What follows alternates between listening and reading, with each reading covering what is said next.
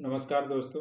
अगर आप अभी अभी यूजी फर्स्ट सेमेस्टर सेशन 2025 से 29 का एग्ज़ाम दे रहे हैं और बिहार यूनिवर्सिटी से हैं, तो यह वीडियो आपके लिए बहुत ज़्यादा इम्पोर्टेंट है। क्योंकि एग्ज़ाम के बीच में सबसे बड़ा कन्फ्यूजन यही रहता है कि इंटरनल और एक्सटर्नल में पास होने के लिए आखिर कितने नंबर चाहिए।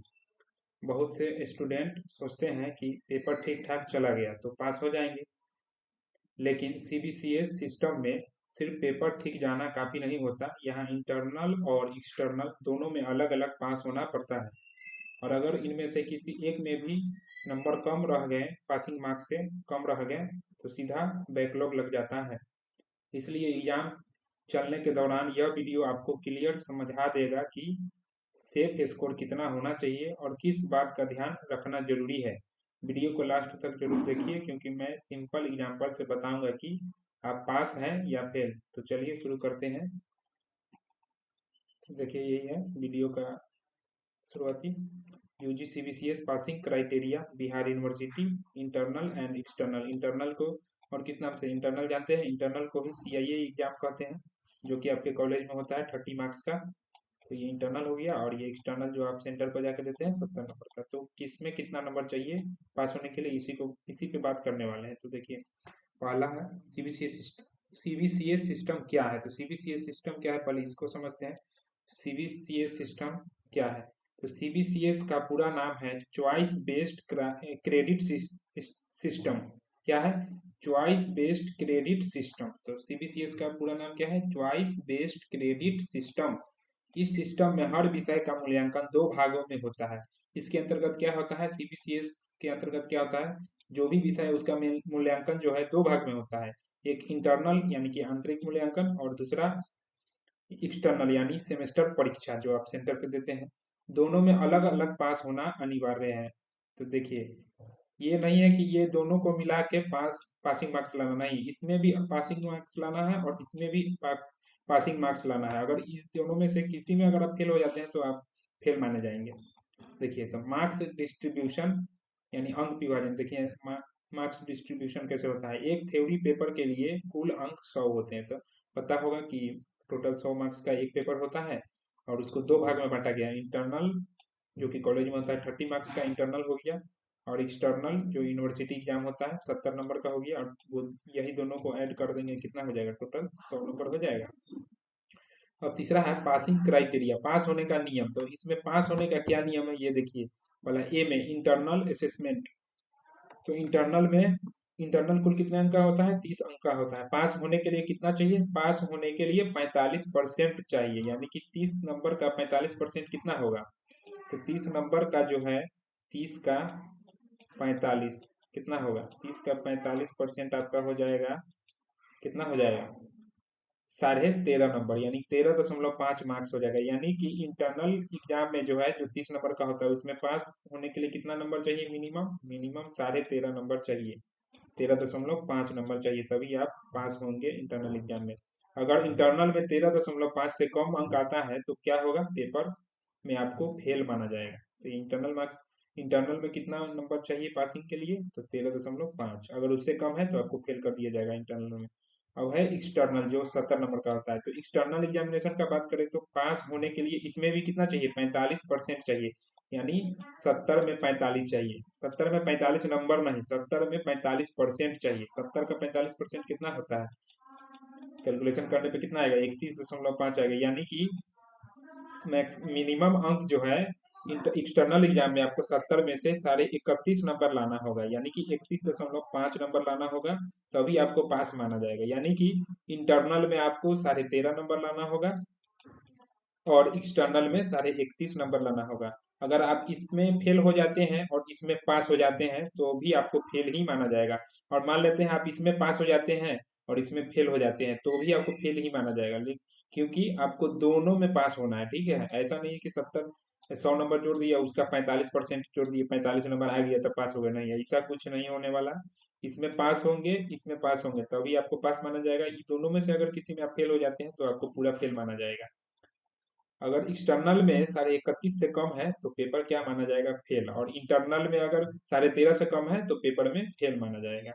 अब है सबसे महत्वपूर्ण नियम, गोल्डन रूल। सबसे महत्वपूर्ण नियम क्या है? इंटरनल और एक्सटर्नल दोनों में अलग अलग पास होना जरूरी है। जैसा कि हम बताएं अभी, ऐसा नहीं चलेगा। कैसा नहीं चलेगा? देखिए, इंटरनल ज्यादा है, एक्सटर्नल कम है, ठीक है, या एक्सटर्नल ज्यादा है और इंटरनल कम है, तो दोनों में 45% अनिवार्य है। तो दोनों में से किसी में अगर 45% से कम होता है तो उसको फेल ही माना जाएगा, भले ही आप एक पेपर में बहुत ज्यादा अंक ही क्यों ना ला दें। दोनों में पास होना जरूरी है। अब एग्जाम्पल के लिए उदाहरण से समझिए। देखिए, इंटरनल एग्जाम में मान लेते हैं किसी का 30 में 18 आ गया, तो क्या तो 13.5 ही मिनिमम है ना, तो इसको क्या माना जाएगा? पास। और 70 में अगर किसी का 40 आ जाता है तो कितना लाना है? 31.5 ही ना लाना है, 40 आ जाता है, ये दोनों में पास हो गया, तो इसको क्या माना जाएगा? एकदम पूर्ण रूप से पास माना जाएगा। यानी देखिए, यहाँ पे लिखा भी है पास। अब example 2, fail and external. Fail का बात करते हैं। अगर मान लेते हैं इंटरनल में आपका 30 में 20 आ गया, तो इसमें तो आप पास हो गए, और एक्सटर्नल में आपका 70 में 30 ही आया, मतलब 0.5 नंबर, 31.5 होता है ना, तो 1.5 नंबर अगर आपका कम हो गया, यानी कि आप इसमें फेल हो चुके हैं एक्सटर्नल में। तो आप ये मान के नहीं चलिएगा कि इंटरनल में पास हो गए, एक्सटर्नल में फेल हो गए तो हो जाएगा, नहीं। अगर आप एक इसमें फेल हो गए एक्सटर्नल में, तो आपको फेल ही माना जाएगा, भले ही आप इंटरनल में पास हो चुके हो। उसके एग्जाम्पल 2 देखते हैं। अगर मान लेते हैं आप इंटरनल में फेल हो जाते हैं और एक्सटर्नल में पास हो जाते हैं, तो भी आपको फेल ही माना जाएगा, क्योंकि इंटरनल या एक्सटर्नल में से कोई एक में से तो आप फेल हो चुके हैं, तो आपको फेल ही माना जाएगा। अब उसके बाद है प्रैक्टिकल लैब वाले सब्जेक्ट। अब प्रैक्टिकल का बात करते हैं। अगर किसी विषय में प्रैक्टिकल लैब हो, तो प्रैक्टिकल में भी आपको 40 से 45% अंक अलग से लाने होंगे। तो प्रैक्टिकल पता है आप लोग को 100 नंबर का होता है, टोटल कॉलेज में ही होता है, तो आपको इसमें 45% मार्क्स लाना है, तब आपको पास माना जाएगा। प्रैक्टिकल में फेल, अगर आप प्रैक्टिकल में फेल होते हैं तो आपको पूरे विषय में फेल कर दिया जाएगा, मतलब आपका रिजल्ट ही फेल होगा। ये नहीं सोचिएगा कि प्रैक्टिकल में फेल हो जाएंगे तो और विषय में जो पास हो जाएंगे, नहीं। अगर आप प्रैक्टिकल में फेल होते हैं तो आपको फेल माना जाएगा, पूरा रिजल्ट ही फेल माना जाएगा। अब है बैकलॉग। फेल होने पर क्या होगा? अब फेल होने पे क्या होगा? जिस पेपर में फेल होंगे वही बैकलॉग कहलाएगा। जो जिस पेपर में आप फेल हो जाते हैं, अगले सेमेस्टर में या तय परीक्षा में वही पेपर दोबारा देना होगा। तो चलिए, अब हम विस्तार से समझा देते हैं फेल होने पे क्या होगा। अगर फर्स्ट सेमेस्टर में आप कितने पेपर दिए हैं? 6 पेपर दिए हैं ना, तो 6 पेपर में आपको जो है, फिर 6 पेपर में अगर आप एक या दो विषय में फेल होते हैं, एक या दो विषय, ठीक है, अगर आप मान लेते हैं 6 विषय है और आपने आपका गलती से 2 विषय फेल हो गया, यानी आप 4 विषय में पास हो गए लेकिन आपका 2 विषय फेल हो गया, तो अब क्या करना है? तो देखिए, तो कुछ नहीं करना है। देखिए, अगर आप 2 विषय में फेल होते हैं ना, मैक्सिमम 2 विषय में फेल होते हैं, एक या दो विषय में, तो आपको कुछ नहीं होगा। आप अगले सेमेस्टर में जाएंगे और अगले सेमेस्टर का एग्जाम भी देंगे, लेकिन जो पेपर आपका जो दो फेल हुआ, तो रिजल्ट तो पेंडिंग हो गया ना, फेल हो गया, तो इसका पेपर आपको फिर देना होगा। 2 पेपर जो फेल हुए हैं, 2 पेपर में केवल इसी 2 पेपर का एग्जाम आपको फिर से देना होगा। अब ये बात है कि इस एग्जाम को कब देना है, तो इसके लिए कोई स्पेशल डेट नहीं आएगा। जैसे कि आपका 25 से 29 सेशन है ना, तो इसके बाद जो आपके जूनियर स्टूडेंट होंगे, यानी कि 26 से 30 सेशन वाले जो होंगे, और उनका जब फर्स्ट सेमेस्टर का एग्जाम होगा ना, तो आप उन्हीं के साथ एग्जाम फॉर्म भर के, और जिसमें फेल हुए हैं उनका एग्जाम देना होगा, उस सब्जेक्ट का एग्जाम देना होगा, तो आप उसके साथ एग्जाम दे दीजिएगा 2 पेपर का। और जैसे ही इन लोगों का रिजल्ट आएगा तो आपका भी रिजल्ट आएगा और पास हो जाएंगे, तो आपका फर्स्ट सेमेस्टर वाला जो मार्कशीट होगा उस पे आपका ये वाला चढ़ा दिया जाएगा नंबर, और पास हो, और उसके बाद आपका रिजल्ट सही हो जाएगा, तो पास हो जाएंगे।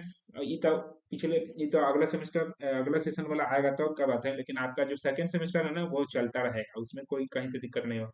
लेकिन अब यहाँ पे ये बात आता है कि अगर मान लेते हैं कोई बाई चांस, लेकिन ऐसा होगा नहीं, 2 सब्जेक्ट से ज्यादा में फेल हो जाते हैं। मान लेते हैं कोई विद्यार्थी 3 सब्जेक्ट में फेल हो जाता है, तो इसका क्या होगा? तो इसको पूर्ण रूप से फेल माना जाएगा। इनको सारा का सारा पेपर, 6 पेपर फिर से देना होगा नया सेशन वाले के साथ। अगर 2 फेल होता है तो आप अगले सेमेस्टर में जाएंगे। प्रमोटेड मतलब क्या होता है? मतलब आप अब आगे जा सकते हैं, तो प्रमोटेड होता है। अगर 3 सब्जेक्ट 2 से ज्यादा हो जाता है तो आपको पूर्ण रूप से पूरा एग्जाम को फिर से देना होगा नए सेशन वाले के साथ। तो आप लोग समझ गए होंगे कि फेल होने पे क्या होगा। अब है शॉर्ट समरी। अगर शॉर्ट समरी का बात करें तो यूजीसी सीएस में क्या होता है? कुल 100 अंक का होता है। इंटरनल 30 मार्क्स का, एक्सटर्नल 70 मार्क्स का। पासिंग मार्क्स दोनों में 45% होता है। इंटरनल का बात करें तो 13.5, नंबर और एक्सटर्नल का बात करें तो 31.5 नंबर, दोनों में अलग अलग पास होना जरूरी है। यही मेन पॉइंट है, दोनों में अलग अलग पास होना जरूरी है। प्रैक्टिकल में भी अलग से पास करना है। अगर प्रैक्टिकल में फेल होते हैं और बाद बाकी 6 विषय में आप पास है तो भी आपको फेल ही माना जाएगा। अगर अगर आप 2 विषय में फेल होते हैं तो आप आगे जा सकते हैं, आगे की पढ़ाई कर सकते हैं। और जो 2 पेपर फेल हुआ है उसको आप जो है नए सेशन वाले के साथ फॉर्म भर के इसका एग्जाम दे सकते हैं, उसके बाद आपका रिजल्ट सही हो जाएगा। लेकिन 2 पेपर से ज़्यादा में फेल करते हैं तो आपको, अगर 2 पेपर से ज़्यादा में फेल करते हैं तो आपको फिर से पूरा एग्जाम देना पड़ेगा। तो आप लोग को समझ में आ गया होगा कि पासिंग क्राइटेरिया क्या है, फेल होने पे क्या होता है, कैसे होता है, कितना नंबर लाना है, इन बातों को ध्यान में रखना है।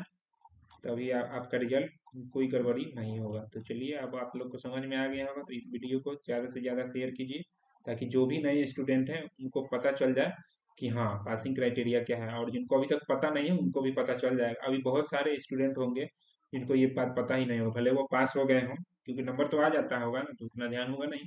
तो आप लोग इसको ज़्यादा से ज़्यादा शेयर कीजिए ताकि सबको पता चले कि हाँ कितना मार्क्स लाना है आखिर पास होने के लिए।